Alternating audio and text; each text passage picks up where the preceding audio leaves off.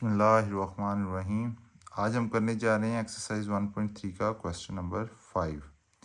Question number 5 क्या कहता है, the weather in Lahore was usually warm during the summer 2024। कि लाहौर का जो कहते हैं टेम्परेचर है समर में वो काफ़ी गर्म है। ठीक है। The TV news reported temperature at high as 48 degree Celsius. TV news में आया कि लाहौर का जो टेम्परेचर है वो है 48 डिग्री सेल्सियस। अब आगे उसने क्वेश्चन में खुद ही आपको बताया है, by using the formula F is equal to 9/5 degree Celsius plus 32 find the temperature as Fahrenheit scale. कि आप जो है इस फार्मूले को यूज़ करते हुए इस सेल्सियस में दिए गए टेम्परेचर को कन्वर्ट करें फ़ारेनहाइट में। तो आइए इस क्वेश्चन को सॉल्व करते हैं। तो डेटा में आपको टेम्परेचर दिया गया है 48 डिग्री सेल्सियस। आप टेम्परेचर लिखते हैं 48 डिग्री सेल्सियस और साथ आपको फार्मूला भी दिया गया है, फ़ारेनहाइट का फार्मूला भी लिख लें। F is equal to 9/5 into Celsius plus 32। Find क्या करना है आपने, temperature in Fahrenheit scale, Fahrenheit में टेम्परेचर। अब जो क्वेश्चन में उसने ऑलरेडी फार्मूला खुद ही दे दिया हुआ है, इसको यूज़ करते हुए सिंपली इस टेम्परेचर को इसमें कन्वर्ट कर लें। फार्मूला क्या है, F is equal to 9/5 into C plus 32। Simply C की जगह आप ये वाला टेम्परेचर जो सेल्सियस में, ये सी का मतलब सेल्सियस है, तो टेम्परेचर जो आपके पास सेल्सियस में गिवन है वो इसी जगह पे पुट कर दें। 9/5 इंटू सेल्सियस 48 प्लस 32। ये आ गया आपके पास, 5 के टेबल में 48 नहीं कैंसिल होता, 9 को 48 के साथ मल्टीप्लाई कर लें। 48 इंटू 9, 9 इंटू 8 72, 9 इंटू 4 36, 36 और 7 43, 432, 432/5 प्लस 32। सिंपली अगर आप कहते हैं 432 को 5 पे यहीं पे डिवाइड कर लें,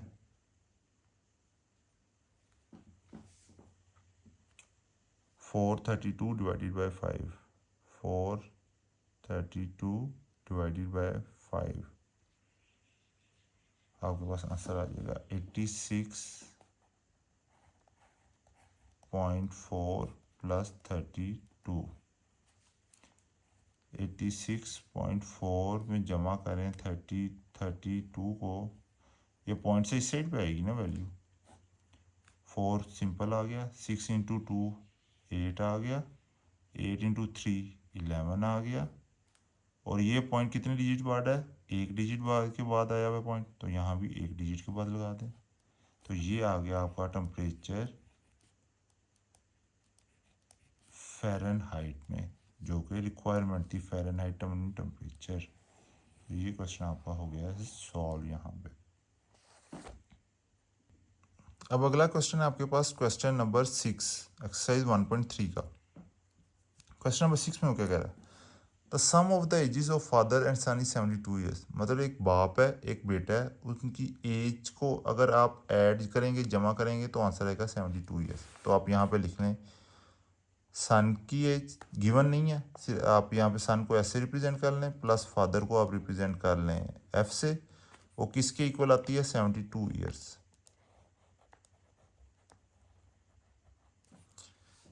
6 years ago the father age was 2 times the age of the son। 6 साल पहले फादर की एज जो थी 2 टाइम्स ऑफ सन थी। ठीक है, what was son's age 6 years ago। अब सबसे पहले आप यहाँ पे लेट करें सन की एज को x के और फादर की एज को y के। तो यहाँ पे आपकी पहली इक्वेशन बन गई, यहाँ पे x plus Y is equal to 72। इसे आप कह लें इक्वेशन नंबर 1। अच्छा, आगे वो देखें क्या कह रहा है। आगे वो कह रहा है 6 years ago, 6 साल पहले, मतलब कह लें कि अगर आज मेरी एज जो है वो 23 है तो 6 साल पहले क्या होगी, उसमें से 6 माइनस कर दें सिंपल। ठीक है, तो मतलब मेरी एज चाहे से 6 साल पहले होगी 17 साल, 17 ईयर्स। तो यहाँ पे वो कह रहा है 6 years ago the father age was 2 times the age of the son. 6 साल पहले सन की एज क्या होगी, सन की अभी प्रेजेंट एज है, ये सन की प्रेजेंट एज है और ये फादर की प्रेजेंट एज है। आप पहले सिंपल करें, लिखें कि सन की 6 साल पहले एज क्या होगी, वो हो जाएगी x माइनस 6।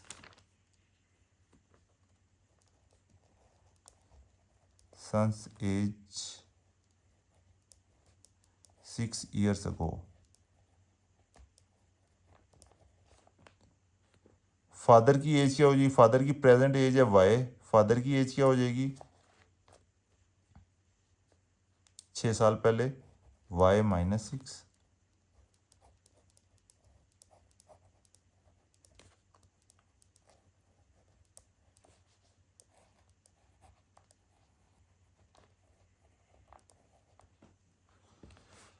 अब उसमें वो क्या कह रहा है, 6 साल पहले फादर की एज क्या थी, वॉज का मतलब क्या होता है इज इक्वल टू, जिस तरह इज का मतलब होता है equal to 2 times the age of the son. अब आप यहाँ पे देखें कि फादर की एज 6 साल पहले क्या बनेगी, अगर प्रेजेंट एज उसकी वाई है तो 6 साल पहले आ गई वाई माइनस 6, जो ये हमने ये फाइंड किया है। आगे कह रहा है 6 years ago the father age was का मतलब इज इक्वल टू आ गया 2 times the age of the son. जो उसकी बेटे की उम्र 6 साल पहले जितनी उम्र थी ना बेटे की, फादर की भी उससे दुगनी उम्र थी। 6 साल पहले बेटे की क्या उम्र थी, x माइनस 6, उससे दुगनी उम्र थी, 2 टाइम्स लगाया, 2 वो आ गया। एज ऑफ द सन 6 साल पहले, जो मतलब 6 साल पहले की बात हो रही है ना, 6 साल पहले जो बेटे की एज थी, 2 इंटू एक्स माइनस 6। इसे आप यहाँ पे सॉल्व कर लें, y minus 6 is equal to 2x minus 12।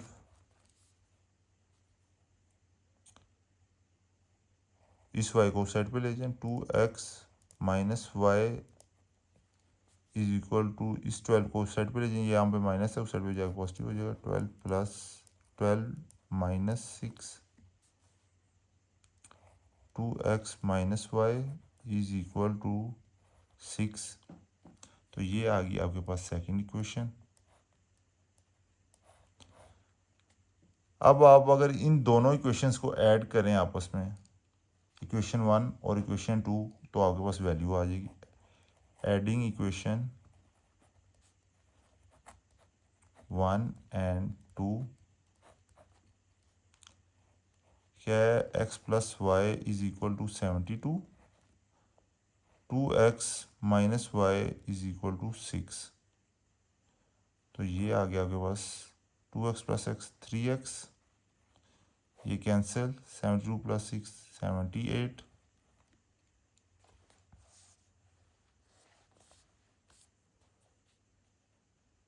इसे मैं यहाँ पे साइड पे सॉल्व कर रहा हूँ ताकि मैं ऊपर से आपको मैच कराना है तो इसमें आसानी हो। 3x is equal to 78, x is equal to 78 over 3 और x इज इक्वल टू आ गया 16, सॉरी 78 26,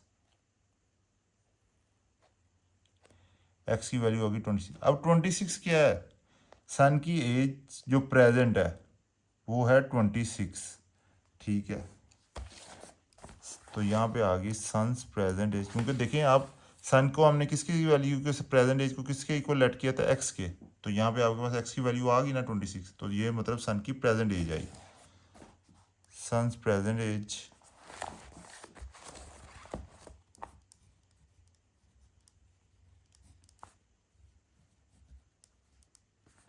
इज इक्वल टू 26। अगर यहाँ पे आपने क्या फाइंड करना है, what was son's age 6 years ago, 6 साल पहले उसकी क्या एज है, सन एज 6 years ago देखिए अगर उसकी प्रेजेंट एज आज जो है वो 26 साल है, तो 6 साल पहले क्या होगी? जैसे मैंने आपको पहले मिसाल दी थी कि अगर आज मेरी एज 23 ईयर्स है, तो 6 साल पहले मेरी एज क्या होगी? 17 ईयर्स से उसमें से 6 माइनस कर देंगे, 26 माइनस 6, तो ये आ जाएगा आपके पास 20। आपका 6 साल पहले बेटे की एज है 20 ईयर्स, और ये है आपका करेक्ट आंसर।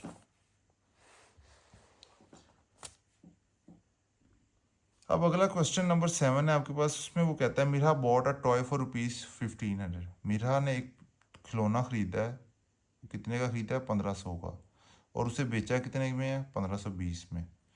अब इसमें वो कहता है कि आपने इसकी प्रॉफिट परसेंटेज निकालनी है, कि मिरहा ने टॉय को बेचने से जो प्रॉफिट निकाला है वो कितनी परसेंटेज है। ठीक है, तो यहाँ पे आप पहले सबसे पहले डाटा लिखें।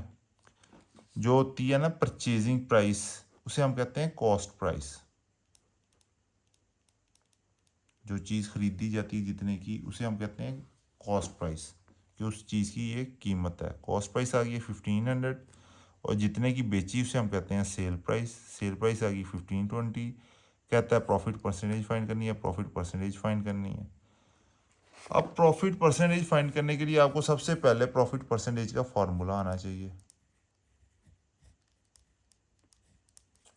प्रॉफिट परसेंटेज का फॉर्मूला होता है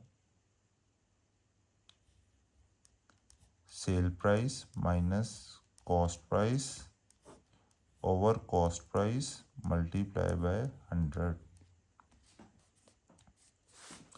तो इसमें आप वैल्यूज पुट करें, तो देखें यहाँ पे आपकी सेल प्राइस क्या थी? 1520। आपने यहाँ पे सेल प्राइस लिख दी। कॉस्ट प्राइस क्या थी आपकी? 1500, जैसे आपने पीछे डाटा में भी लिखा था, 1500 आ गई। कॉस्ट प्राइस फिर उसने पूछी है, कॉस्ट प्राइस फिर आ गई 1500 मल्टीप्लाई बाय 100। इसे आप ऊपर से माइनस करें तो ये आपके पास बचता है 20 ओवर 1500 मल्टीप्लाई बाय 100। ये 2 जीरो इस 2 जीरो के साथ कैंसिल हो गए, तो ये आपका बचा है 20 ओवर 15। 15 और 20 को आपस में डिवाइड करें, ये किस टेबल में जाते हैं? ये जाते हैं 5 के टेबल में। 5 के टेबल में ये 3 पे आया, ये 4 पे आया, यह है आपके पास 4/3। तो आप यहाँ पे 4 और 3 को आपस में डिवाइड कर लें। 4 डिवाइडेड बाय 3, ये आ गया 1.333। 1.33% प्रॉफिट परसेंटेज, ये आ गया आपका आंसर। आपकी प्रॉफिट परसेंटेज कितनी आई? 1.33। सिंपल ये फार्मूला लगेगा और ये सॉल्व हो जाएगा। अगर ये आपको फार्मूला नहीं आएगा तो ये क्वेश्चंस आपसे कभी भी सॉल्व नहीं होंगे। इन फार्मूलाज को आपने क्रैम करना ही करना है। इन्हें एक पेज पे लिख लें, अलग पेज पे, ताकि आप इन्हें बैक टू बैक रिवाइज किया करें, और ये जो चीज़ें हैं ये आपको मेमोराइज रहें, ताकि सारी ज़िंदगी सिर्फ पेपर में ना काम आए। आगे इन फ्यूचर कहीं भी आपको ये फार्मूला की ज़रूरत हो तो आपको गूगल ना करना पड़े, आपको सर्च ना करनी पड़े, आपको ज़ुबानी याद हो ये formula. Thank you so much बच्चों, मिलते हैं नेक्स्ट वीडियो में।